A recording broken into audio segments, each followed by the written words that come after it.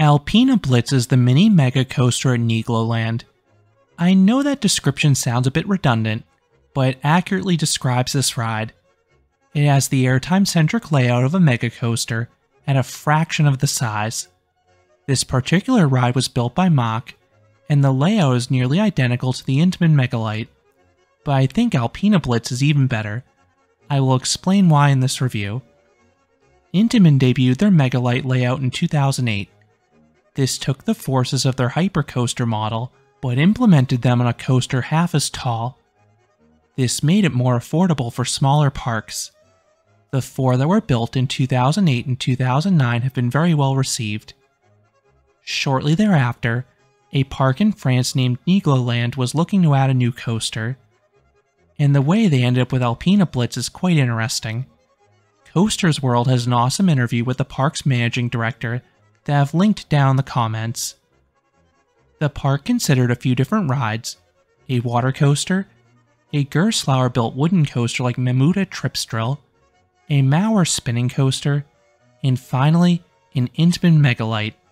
The park went out and experienced Piratna Jur's Summerland, and they loved the layout. They just didn't like the trains. They did not like how cramped they felt. They thought the seatbelt and lap bar combination was not ideal for capacity, and they did not like how restrictive the trains were for larger guests. The park asked Intamin if they had roomier trains available for the Mega Lite, and were rebuffed. In 2013, Mack built their own version of the Mega Lite at Italy's Etnaland. Named Storm, it has similar progression of elements to Intamin's layout, just with a barrel roll at the end. And this coaster used their newer generation trains from Europa Park's Bluefire that are adored for their comfort and accessibility. So Nigloland turned their focus to Mack, who had built several of their prior rides. The end result was Alpina Blitz.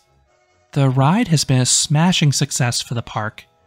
It opened in 2014, and it led to an approximate 10% attendance increase for the park. This growth continued in the following few years.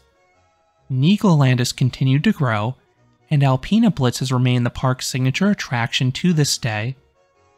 The coaster is located towards the back of Nigloland.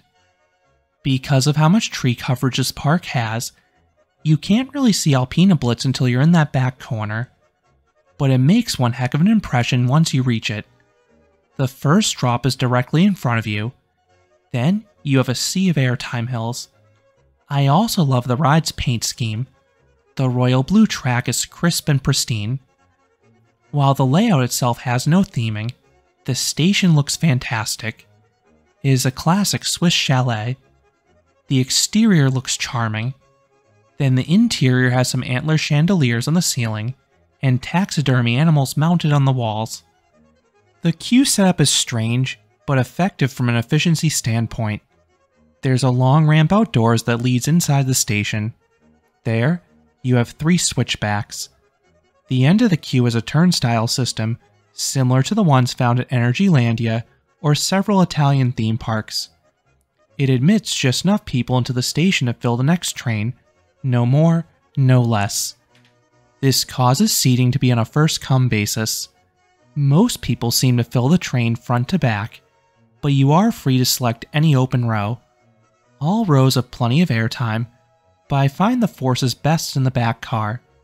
That's my preferred spot to ride. 3 additional seating notes though. 1. If the operator spots 2 single riders, they are often asked to pair up, so you may lose your preferred seat if you have to join another party elsewhere on the train. 2. The very back row has a higher height restriction than any other row. That is because those seats are more accommodating for larger guests. So if there is a larger guest who cannot fit elsewhere in the train, the employees will ask those in the back row to swap seats with them. 3. If the seat you want is already taken, or you notice your party will not be able to ride together, you are more than welcome to wait an extra cycle before the turnstile. If you go through the turnstile, you need to board. Just let people who want to board immediately pass you. Behind the air gates is a double-sided storage bin. You place any bags and loose articles in here. This is placed here so guests do not have to waste time on the load platform. they can go directly to their seats. This does cause the exit ramp to be configured weirdly, but again, it works. You exit on the far side of the platform. You then have a staircase that passes over the station, bringing you to the near side. It leads to the back side of the storage bin, which is wedged next to the queue switchbacks. If there is a wheelchair, there actually is a bridge that folds over the track to allow you to safely cross the coaster track. Alpina Blitz has 2 trains. Each train holds up to 16 riders, as there are 4 cars, each with 2 rows of 2. The park usually starts with just 1 train on the track. It will remain that way on quiet days, but they will add a second train in the afternoon on busier days if needed. I have visited this park twice. In both my visits, Alpina Blitz had a 20 to 30 minute wait during that first hour, but it was often just a 1-cycle wait in the afternoon. Add in the fact this coaster will warm up considerably. Plan to get most of your rides in this coaster in the second half of the day. The crew working this coaster is always efficient. Even when there's just 1 operator on duty, they load and check trains quickly. It helps you have simple restraints. You have just an overhead lap bar. This is similar to all the other Mack thrill coasters produced in the last decade. This one does not have the redundant seatbelts that some parks have requested, further speeding up dispatches. Now these trains are also great for riders. The bucket seats are comfy, as are the lap bars. They can come down snugly on the first turn, but they're profiled in such a way that they never hurt, and they still allow you to experience all the negative G's and fall. I'm about to go into the ride experience, which will assume the coaster is fully warmed up. If you ride this coaster during the first hour, the airtime I describe will likely be a bit weaker. It is worth noting my on-ride POVs were filmed during the second and third cycles of the day, and I was the only one on the train, so the ride was running much slower than it usually does. Once dispatched, you have a chain lift. This is another change from the Intamin versions that instead use a cable lift. But Alpina Blitz's lift is quite efficient, and you're brought to the max height of 108 feet or 33 meters in short order. This leads directly to the first drop, and this is significantly better than the drop on the Intamin Mega Lites. The crest is far sharper on Alpina Blitz, so the train is yanked over it. This yields solid ejector airtime in the back car. This contrasts beautifully with the next element, a low, high-speed turn. You are slammed into your seat and hit with very strong sustained positive Gs. This is a hard gray out for me. It feels like a mini Intimidator 305 or Project 305. The turn is forceful in the Intamin Mega Lites, but it hits harder for me in Alpina Blitz because the shift in positive Gs is more extreme because of the stronger first drop. Next is a large banked hill underneath the lift. This is the tamest hill in both versions. Alpina Blitz offers okay floater and weak laterals in the front. Those in back have weaker airtime, but better laterals. From this point forward, every hill is great. Next is a large camelback. This is the one hill that was noticeably better in the front. It offered good sustained flagector up there. The airtime was still sustained in back, but it maxed out as nice floater. This leads to another low turn. It is not as wild as the first, but it still has solid positive Gs. Next is a trio of S-hills. I think this is the one sequence that's better on the Intamin versions. Those ones have more violent airtime pops, but Alpina Blitz comes close. It still offers the most intense airtime pops of the ride here. Every row gets ejector airtime.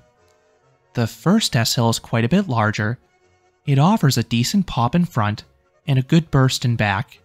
The second S-hill offers airtime of similar strength, but the side-to-side twist is way more rapid, so this offers great laterals simultaneously. The third S-hill has equally as great laterals, but the airtime is even more pronounced. This time, it's an awesome burst of ejector. Again, best in the back row. I absolutely love this sequence. This leads directly into another low turn. This offers decent positive Gs. Next are 3 consecutive bunny hills. All three ride similarly. The front gets 3 good flagector pops. The back gets solid bursts of ejector airtime. This is the part that improves most as the day progresses. You then have one last turn. It is quite tame up front, but the snap into the brakes has some whip in the back at least. You then smoothly decelerate and return to the station, ending the 2,359 foot or 719 meter long coaster. In terms of smoothness, Alpina Blitz tracks very well. The front seats are extremely smooth. In back, you hear a rattle and you'll feel a bit of a shake on the spots with high positive Gs, but I didn't find it the least bit uncomfortable.